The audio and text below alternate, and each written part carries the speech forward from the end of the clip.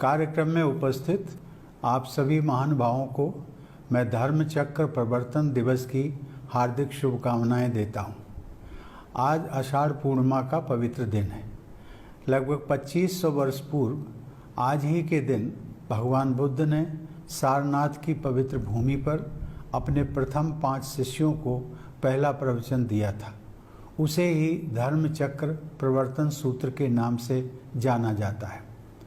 आषाढ़ पूर्णिमा का यह दिन इसलिए भी अत्यंत पवित्र है क्योंकि परंपरा अनुसार इसी दिन भगवान गौतम बुद्ध ने अपनी माता महामाया के गर्भ में प्रवेश किया था तथा ठीक 10 महीने बाद वैशाख पूर्णिमा के दिन उनका जन्म हुआ था।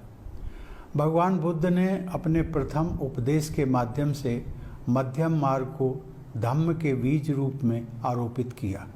उन्होंने 4 आर्य सत्यों के माध्यम से सांसारिक दुखों के कारण से लोगों को अवगत कराया तथा उनका निदान भी बताया, जिसे द्वादश निदान कहते हैं।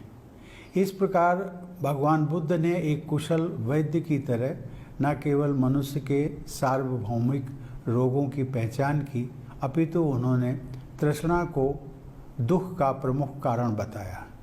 भगवान बुद्ध ने यह भी स्पष्ट किया कि दुखों के अंत का एकमात्र उपाय है तृष्णाओं की समाप्ति। उनके अनुसार अष्टांगिक मार्ग पर चलकर मनुष्य दुख से छुटकारा पा सकता है।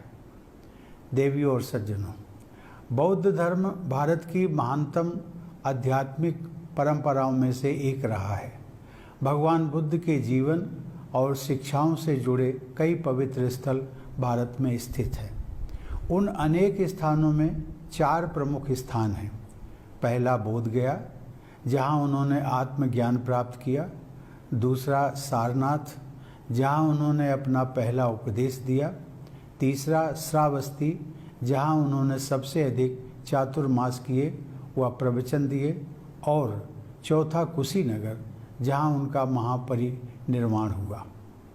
भगवान बुद्ध के महापरिनिर्वाण के पश्चात उनकी शिक्षाओं से जुड़े अनेक मठ, तीर्थस्थल, विश्वविद्यालय आदि स्थापित किए गए, जो ज्ञान और प्रसिद्धि के केंद्र रहे हैं।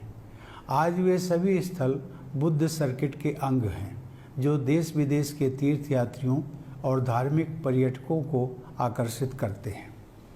सौभाग्य से बिहार के राज्यपाल और भारत के राष्ट्रपति के रूप में मुझे भगवान बुद्ध से जुड़े अनेक समारोहों में भाग लेने का अवसर प्राप्त होता रहा। वर्ष 2018 में मुझे अंतर्राष्ट्रीय बौद्ध सम्मेलन के उद्घाटन का अवसर प्राप्त हुआ था। वर्ष 2019 में राजगीर में स्थित विश्व शांति स्तूप की स्वर्ण जयंती समारोह में भी मैं शामिल हुआ था। देवियों और सज्जनों, भारत में विद्यमान विश्व के प्राचीनतम गणराज्यों में लोगों को शिक्षा देने वाले भगवान बुद्ध की स्मृति में निर्मित सांची स्तूप की बनावट राष्ट्रपति भवन की पहचान है, क्योंकि राष्ट्रपति भवन के गुंबद की बनावट सांची स्तूप पर ही आधारित है।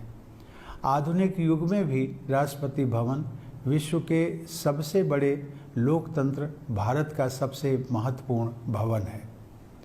जिस पीपल के पेड़ के नीचे समाधिस्थ होकर सिद्धार्थ गौतम ने बुद्धत्व प्राप्त किया था, उसका एक छोटा सा पौधा मंगवाकर नवंबर 2017 में राष्ट्रपति भवन के एक बगीचे में मैंने लगाया। आज वह पौधा लगभग 7.5 फुट ऊंचा हो गया है। उसके बाद सन 2021 में मैंने राष्ट्रपति भवन परिसर के एक उद्यान में उसी पीपल का एक और पौधा लगाया। ये पौधे भगवान बुद्ध की विरासत के साथ जीवंत संबंध के रूप में राष्ट्रपति भवन में विद्यमान रहेंगे। राष्ट्रपति भवन के सबसे प्रमुख कक्ष अर्थात दरबार हाल में राष्ट्रपति की कुर्सी के पीछे भगवान बुद्ध की लगभग 1500 साल पुरानी एक मूर्ति रखी गई है। यह मूर्ति गुप्त काल के दौरान प्रचलित भारतीय यूनानी मूर्ति कला का सुंदर उदाहरण है। भगवान बुद्ध के सिर के चारों ओर निर्मित प्रभा मंडल, उनके मुखमंडल की शांति, आँखों में करुणा और हाथ की अभय मुद्रा का सुखद प्रभाव सभी देखने वालों पर पड़ता है। इस प्रकार भौतिक शक्ति तथा सांसारिक वैभव का प्रदर्शन करने के उद्देश्य से निर्मित भवन में अहिंसा, करुणा और शांति का आध्यात्मिक अनुभव होता है। देवियों और सज्जनों, हमारे लोकतंत्र पर बौद्ध आदर्शों और प्रतीकों का गहरा प्रभाव रहा है। हमारा राष्ट्रीय प्रतीक चिन्ह सारनाथ के अशोक स्तंभ से लिया गया है, जिसमें धर्म चक्र भी उत्कीर्ण है। लोकसभा के अध्यक्ष की कुर्सी के पीछे धर्म चक्र प्रवर्तनाय सूत्र अंकित है। हमारे संविधान के मुख्य शिल्पी बाबा साहब डॉक्टर भीमराव अंबेडकर ने भी यह स्पष्ट किया है कि हमारे संसदीय लोकतंत्र में प्राचीन बौद्ध संघों की अनेक प्रक्रियाएं अपनाई गई हैं। हमारे राष्ट्रपिता महात्मा गांधी भी महाकारुणिक बुद्ध के सार्वभौमिक प्रेम और करुणा के आदर्शों का पालन किया करते थे। भगवान बुद्ध की शिक्षाएं गांधी जी के जीवन और आदर्शों में भी प्रतिबिंबित होती हैं। बौद्ध धर्म का गांधी जी पर ऐसा प्रभाव था कि उन्होंने नम्यो हो रेंगे क्यों मंत्र सीख लिया था और उनके प्रार्थना सत्र इसी मंत्र के साथ शुरू हुआ करते थे। भगवान बुद्ध ने कहा था, नत्थि शांति परम सुखम, जिसका अर्थ है शांति से बड़ा कोई आनंद नहीं है। भगवान बुद्ध के उपदेशों में आंतरिक शांति पर जोर दिया गया है। शांति और विकास एक दूसरे को सुदृढ़ बनाते हैं। आषाढ़ पूर्णिमा के पवित्र दिन इन शिक्षाओं को स्मरण करने का उद्देश्य यही है कि सभी लोग भगवान बुद्ध के उपदेशों के सम्यक अर्थों को अपने चरित्र तथा मन में डालें तथा विश्व की समस्त बुराइयों और असमानताओं को दूर कर शांति एवं करुणा से युक्त एक संवेदनशील विश्व का निर्माण करें। आइए आज धर्म चक्र प्रवर्तन दिवस के पावन अवसर पर हम सब भगवान बुद्ध के धम्म को अपने जीवन में अपनाने का संकल्प लें। धन्यवाद। जय हिंद।